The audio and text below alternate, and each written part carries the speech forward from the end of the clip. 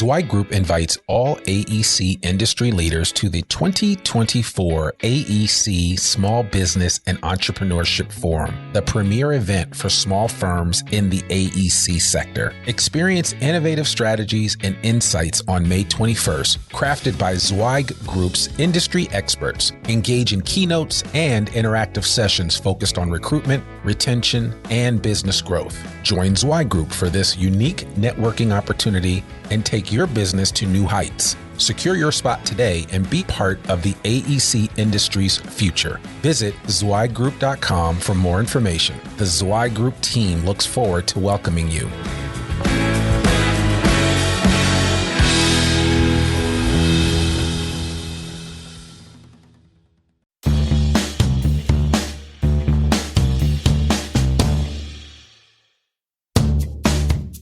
Welcome to the Zweig Letter Podcast, putting architectural, engineering, planning, and environmental consulting experts straight talk in your ear. These podcasts deliver great interviews with industry leaders and Zweig Group's 3 decades of invaluable research, leadership, management, marketing, client, and HR advice directly to you, free of charge. The Zweig Letter Podcasts let you develop personally and professionally, wherever you are.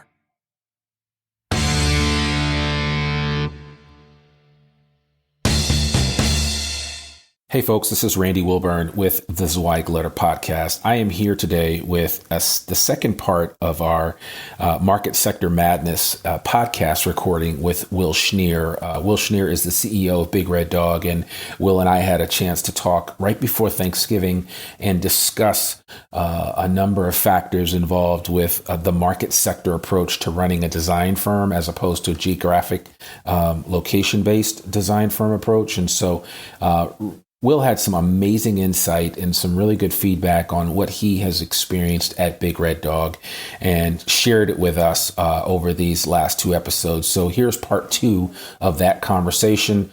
There are a lot of references to turkey and to Thanksgiving because it was recorded right before Thanksgiving. So we hope you enjoy it, and we would love to get your thoughts on this. And without further ado, here is myself and Will Schnier for part 2 of Market Sector Madness. Well, you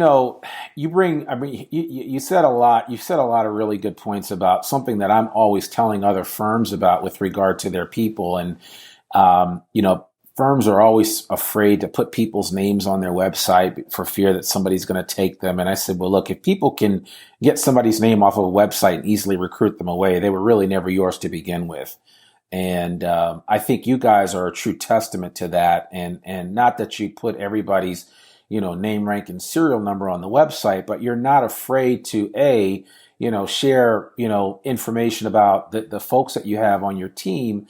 But, ultimately, if they're going to stay there, they're going to stay there no matter what anybody says to them or what anybody does. And I really like the fact that you guys do welcome people back with open arms, which you don't always find with peer firms in this industry that, they take the onus on themselves. If somebody leaves, then it's it's the scarlet letter, and all of a sudden that person is persona non grata in this organization. And, a lot of times people just, have to try out things for themselves. Yeah. To ultimately make a decision. And you guys allow people to do that and to come back. And certainly I really applaud you guys for doing that, because unfortunately some firms just don't operate that way. I think if more did, they would have people, ricochet back to them at some point in time in the near future. But, that just bodes well for you down the line as you grow, as you open up other offices and people understand the culture. I'd say all the time,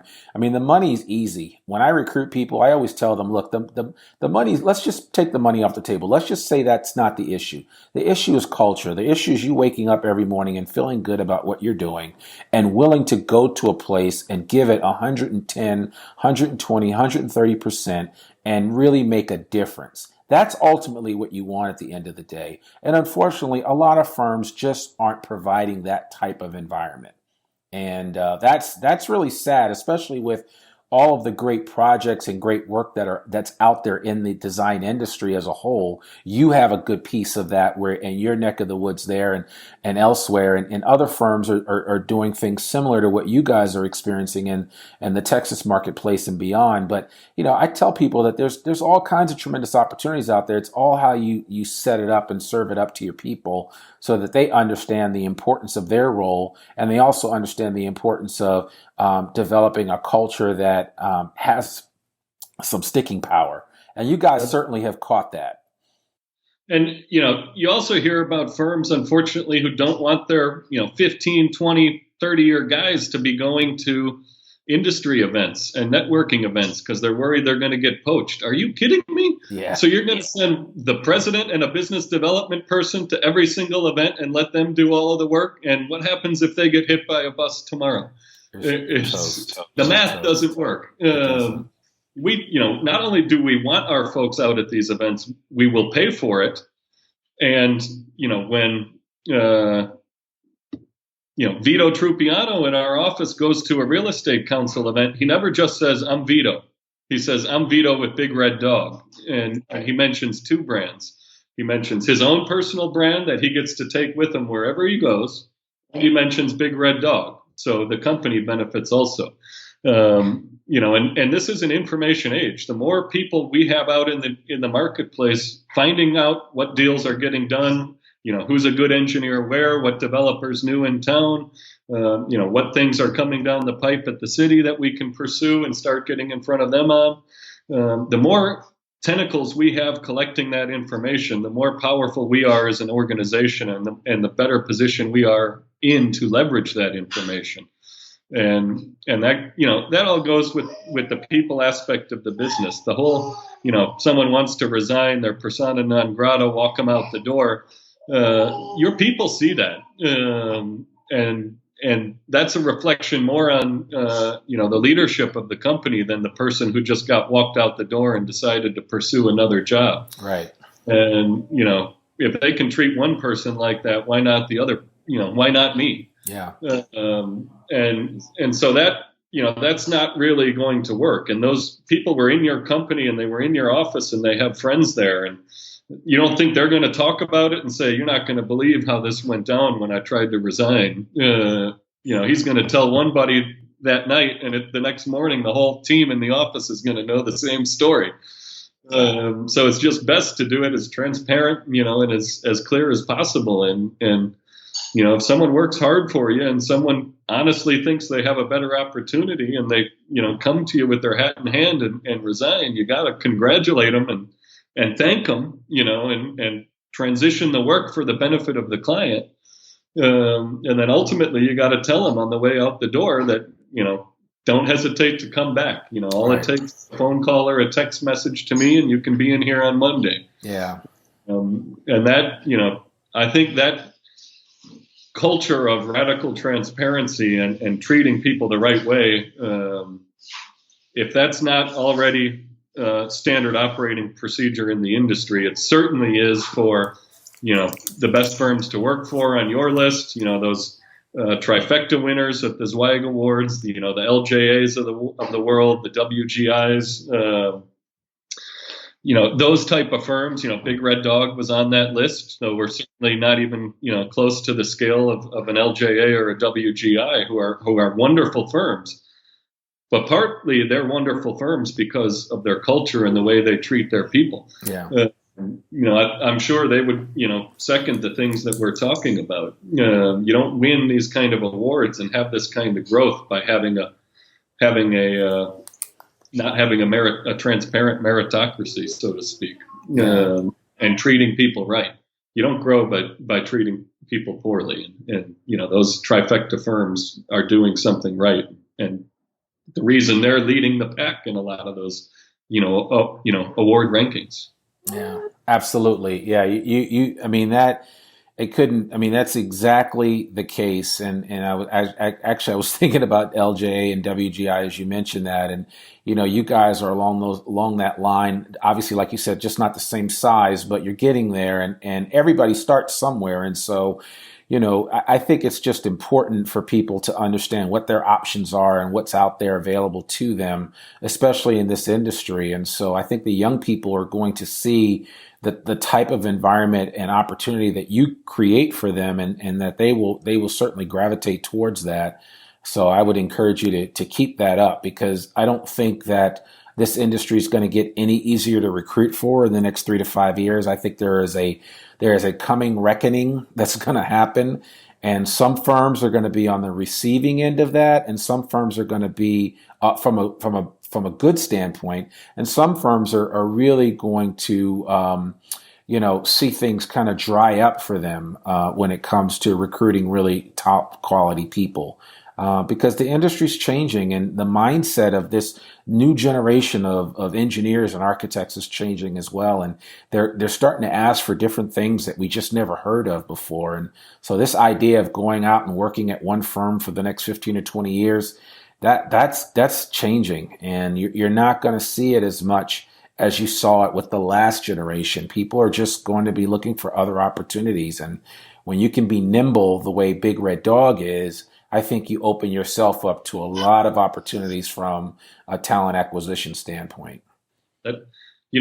Randy, our fathers, I know the term wasn't around then, but the gig economy, right. The concept of the gig economy would have scared the crap out of our fathers. Oh, absolutely. Absolutely. No access to information, no access to sources of work. A lifelong career with one employer was, a product of that era. Right. This concept of the gig economy scares, sub 30 something zero. Yeah. Actually gets their blood flowing. And with that means they're going to have wandering eyes. But it also means that they're going to be able to evaluate opportunities critically enough to know which one's the best for them long term. And that may, what's best for someone long term may change. One of my best project managers on our team that I work with left the industry for 7 years to be a professional photographer, and just re-entered the industry 3 years ago and joined our team and is now one of our star performers. But, wow. That's going to be increasingly more common. Having a market structure and 6 offices in Texas, the other thing that allows us to do, people have family changes. They want to change where they live. Well, with 6 offices across a very big state in Texas, we allow people to move offices, no questions asked, and stay on the same team. Okay. And we've had half a dozen just in the last one a month for the last 6 months. I think we've sent 3 people from Austin to San Antonio. We've moved 2 from San Antonio back to Austin. We moved a couple from Austin to Houston. We moved 1 from Houston back to Austin. That ability to move within geographic offices, and for a team member to be able to explore another place to live, a different culture. You've been to all the major cities where we have offices. The culture in Dallas is starkly different from Houston, is totally different from Austin, is different from San Antonio. To be able to experience those and stay with the same company, know your teammates, know your clients, know what projects you're working on, be able to make that life move without a professional change, really takes some of the stress off of that ability to move, from office to office. That someone who moves from Austin to Houston doesn't need to quit their job, look for a new job, do all that, backdoor interviewing while you're trying to keep your last job. Right. That removes that part of the stress. We trained you. We don't care where you're sitting. Remember, it's the market structure. I have found, as the CEO, I'm in every office quite frequently. That same ability to hop around the offices now exists at every level of the company, to a lesser extent, more permanent extent. But, someone who lives between Austin and San Antonio could spend 2 days a week in Austin and 3 in San Antonio and work out of both locations on the same team. It's, the offices in the company are set up that way now. Yeah, that's and that's amazing. That's unheard of. And I used to do a lot of work for a firm that you used to work for, Carter and Burgess. And back in the 90s, outside of the leader of a company or of a particular office or of a group, that was like unheard of. You would never see that with your mainline engineers and architects and, entry level folks. They just did not have that kind of flexibility, 20 years ago in this industry. And even still today, some firms don't allow that. And so just to have that is huge. Yeah. 2 years ago, we didn't have that. I mean, we started seeing people asking and realized we need to make this an open door thing. And you don't have to ask. You can just tell us, I want to move to the San Antonio office in 90 days, and you're there. Yeah, that's it. You don't have to get new healthcare paperwork. You don't have to get new direct deposit paperwork, nothing. Yeah. Just pick up your desk on Friday, and it'll be ready for you on Monday in the new location. That's awesome.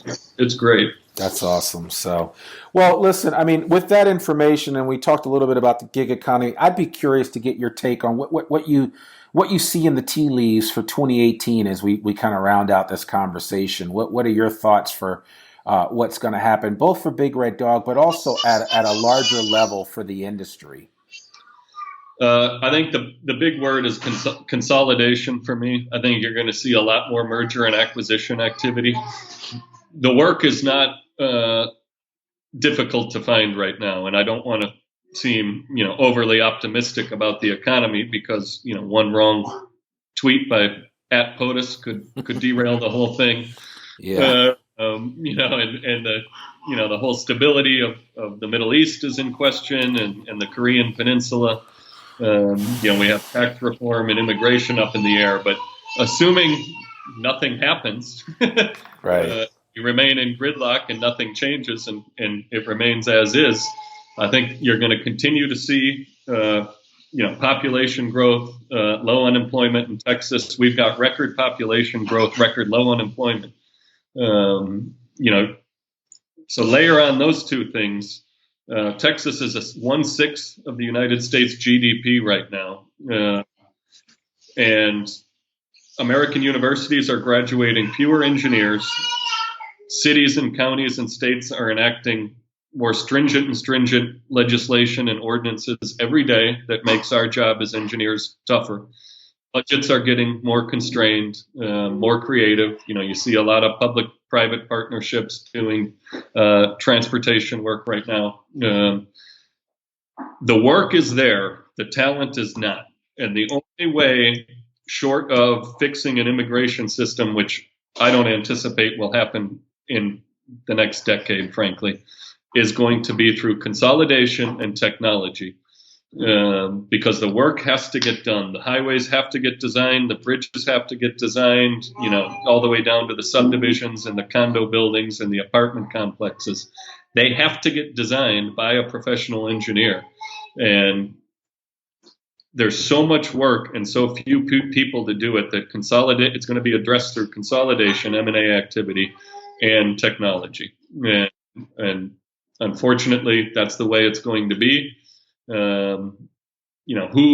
Who's best to bring these new technologies into our firm? It's the under 30 set. It's that millennial set that's grown up with email and grown up with the internet, and technology doesn't scare them. So that's only one prong.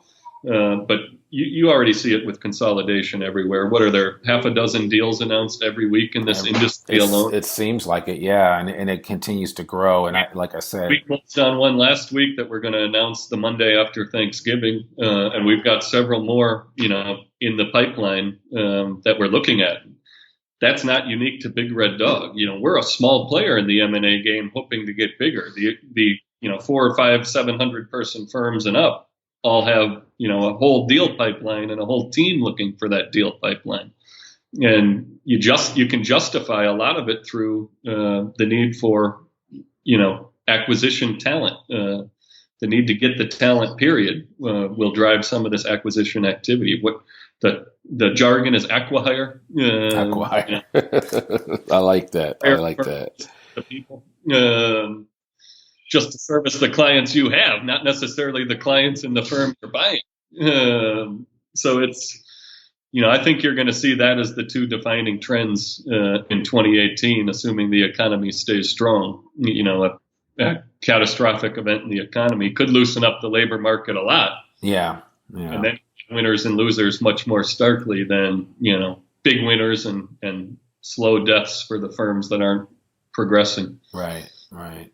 No, that makes perfect sense. And I agree with you wholeheartedly. It certainly doesn't make our job as recruiters any easier. I just think that people just need to be a lot more creative about how they approach individuals. And you have to have something worthwhile to approach them about. It's not oh, I've just got a new opportunity for you. It's something you should consider, but the approach has to be a lot different. And our approach has drastically changed from the way that we recruited in the past. And so, whether you're recruiting or whether you're just doing business development, you've got to be thinking of things from a different perspective, and you've got to take a different tact and approach to it, because times are changing. And, if you don't change with them, you will become increasingly irrelevant.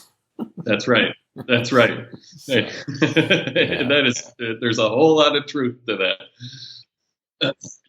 As engineers, architects are a little better than engineers in terms of adapting to change and adapting to technology. But engineers are risk averse. They don't want to be, in a leading position. They want to be perhaps a not late adopter, but not an early adopter either. Right. Certainly on the cutting edge. And, one of the firms that I respect a lot, I won't say their name so that the listeners don't beat a path to their door and raise the price. But, one of the firms I admire a lot has done a whole lot in virtual reality site visits and virtual reality site tours and building tours. So if I'm sitting with a client in a conference room, I can take them immediately to the project site with the Oculus goggles and look at what we're talking about, not just look at some still photos or some cell phone camera video. And I think, if not 2018, that's going to be a full blown, that's going to be as important as Revit was, for MEP and structural engineers 3 years ago. That's going to be as important for civil engineers by 2020. That if you're not doing that, you're not getting the best deals in town, because that's one way technology will help the labor shortage. If I can, avoid multiple hours in the car going to a site, if I can virtually be at the site from my conference room, imagine how powerful that's going to be. That's going to be huge. That's going to be huge. Just from a marketing perspective, from a production perspective, you can have the structural engineer looking at the member in 2 seconds instead of waiting, 3 days for him to get out there. And you can have the mechanical engineer seeing the conflict in the field in real time, without the need to have a drawing or a picture or a site visit or have your construction guy go out there and try to diagnose it. It's, Balfour Beatty and some of the other big contractors are moving into that type of technology. And, you layer on top of the talent shortage, the P3 partnerships. If we want to get into public infrastructure in a big way, partnering with general contractors who take advantage of technology and make investments in technology that match the investments we're making, it's a way to support our contractor partners so they can do a better job, charge less, win more work, make better profit for their people. And we can do a better job supporting them as engineers and accomplish the same list of wants for us, namely a better project, better compensation for our people, and everything else quicker, Yeah, absolutely. And, that's something I'm really excited about.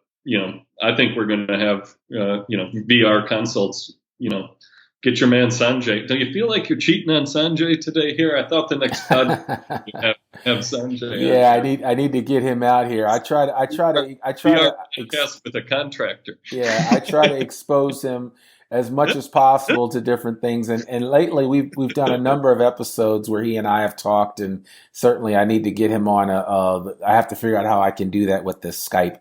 So that all of us can be participating at the same time. So I'm sure there's a way to do that. So, but man, Will, I really appreciate this. I know you're taking some time off to be with family this week for obvious reasons. So just the fact that you would take some time to be with us on the podcast and just kind of share your insights and thoughts, not just on the market sector approach to running your firm, but just where you see things where you see things going in the design industry in the near future. I really appreciate you taking the time to do that, and I can't thank you enough not only that you guys are a friend of this firm and we work together, obviously, but just for what you're doing and kind of setting the standard in the industry, because I think a lot of firms could learn from what Big Red Dog is doing. And I think that a lot of firms will learn in the very near future. They won't even have to worry about reading it in a textbook, because they'll be able to see it on Instagram, and they'll be able to see it on Facebook Live and listening to this podcast to kind of see what you guys are doing differently, because we don't have to wait for things to be memorialized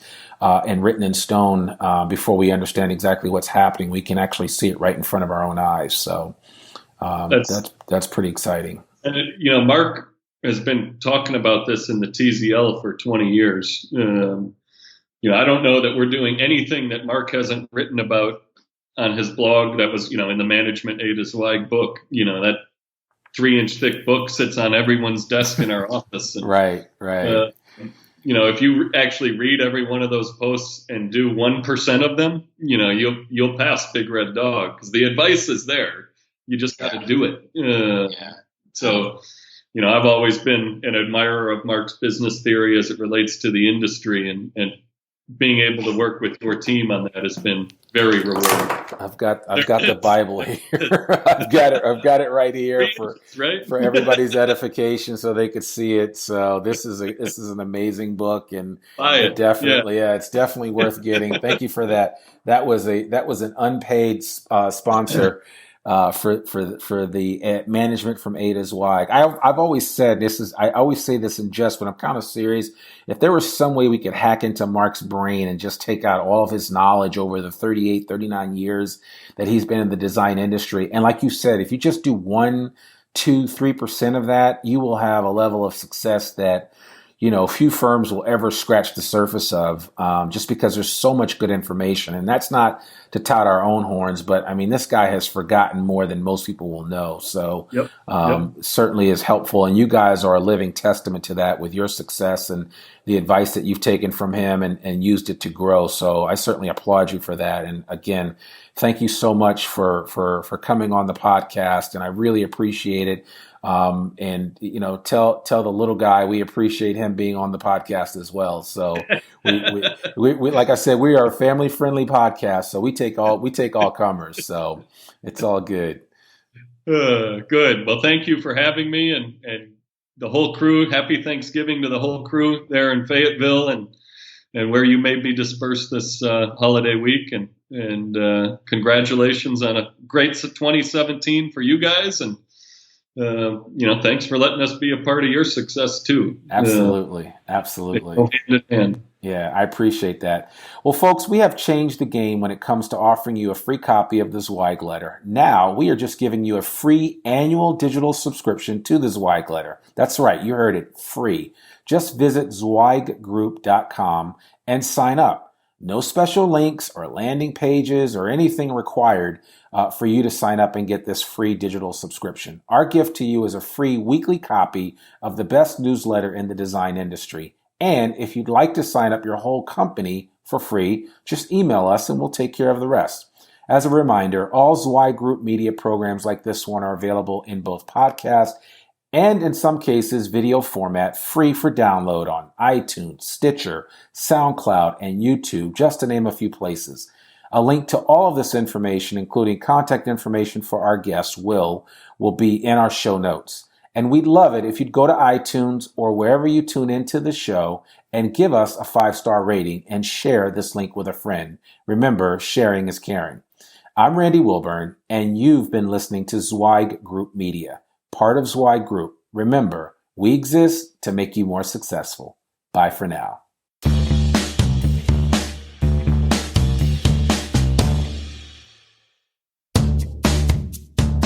Thanks for tuning in to this Zweig Letter Podcast episode. If you want more wisdom and inspiration, in addition to information about M&A, strategic planning, HR, and marketing your firm, subscribe now to the digital version of the Zweig Letter free of charge. Just visit thezweigletter.com/subscribe and leave your email address. Your free subscription will begin immediately.